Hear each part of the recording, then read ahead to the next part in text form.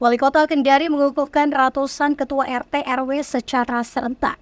Ketua RT RW yang dikukuhkan itu merupakan hasil pemilihan serentak yang digelar pada 2025 lalu. Sebanyak 736 ketua RT dan 240 ketua RW di Kendari, Sulawesi Tenggara resmi dilantik.